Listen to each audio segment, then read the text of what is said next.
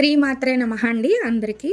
మనకి ఈ 2026 సంవత్సరం ఏప్రిల్ నెలలో సంకటహర చతుర్థి ఆదివారం ఏప్రిల్ 5న వచ్చింది.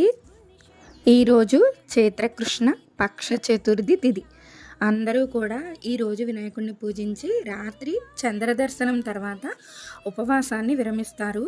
ఇది చైత్రమాసానికి సంబంధించిన వ్రతము. ఈ చతుర్థి తిథి ఎప్పుడు ప్రారంభమైందంటే ఏప్రిల్ 5వ తారీఖు ఉదయం 1:30 తెల్లవారుజామున ప్రారంభమయ్యి ఈ సంకటహర చతుర్థి ముగింపు సమయం ఎప్పుడంటే ఏప్రిల్ 6 తెల్లవారుజామున 3:40 పూర్తవుతుంది. పూజా సమయం సాయంత్రం వేళలో చంద్రోదయ సమయం ప్రకారం అంటే సూర్యాస్తమయానికి ముందు చంద్రోదయ సమయానికి చేసుకోవచ్చు. సాయంత్రం సంధ్యా సమయంలో ప్రదోషకాలంలో కూడా 2 పూట్ల పూజ చేసుకోవాలి. దీనికి సంబంధించి పూర్తి పూజా విధానం నేను ఒక వీడియో అప్లోడ్ చేశాను, అదొకసారి చూడండి.